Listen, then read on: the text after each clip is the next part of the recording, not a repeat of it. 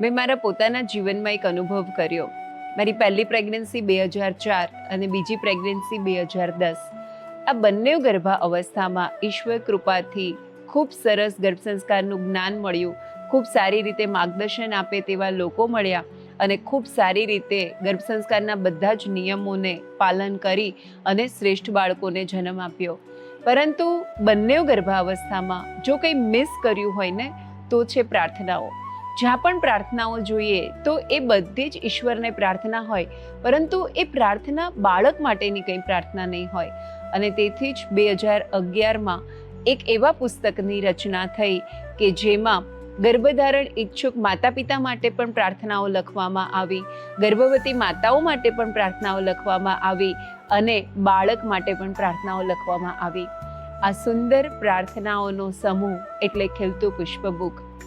આ બુક એ એક એવી સુંદર રચના છે કે જેમાં માતા જ્યારે પોતાના બાળક માટે ઈશ્વરને પ્રાર્થના કરી રહી છે, પંચ તત્વને, પંચ મહાભૂતને પ્રાર્થના કરી રહી છે, પરમ તત્વને પ્રાર્થના કરી રહી છે, ત્યારે તેના માટે બ્રહ્માંડની શક્તિ સાથે જોડાવવું ખૂબ સરળ બની જાય છે.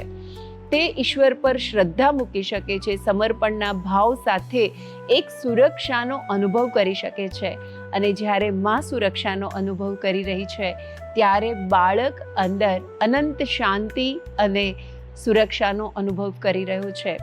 આ સુરક્ષાનો ભાવ, આ શાંતિનો ભાવ બાળક અને માતાના શ્રેષ્ઠ શારીરિક અને માનસિક વિકાસને પોષક છે. મારી આપ સૌ ગર્ભવતી માતા તેમજ ગર્ભધારણ ઈચ્છુક માતા પિતાને આ નમ્ર વિનંતી છે કે તમારા દિવસની શરૂઆત ચોક્કસ જ પ્રાર્થનાથી કરો. પ્રાર્થનાથી શરૂઆત કરવાથી તમે નિશ્ચિંત થઈ જશો અને એક વિશ્વાસ દ્રઢ થઈ જશે કે મારી કુખમાં જે બાળક છે તે નિરંતર બ્રહ્માંડ દ્વારા, બ્રહ્માંડની શક્તિઓ દ્વારા રક્ષાઈ રહ્યું છે.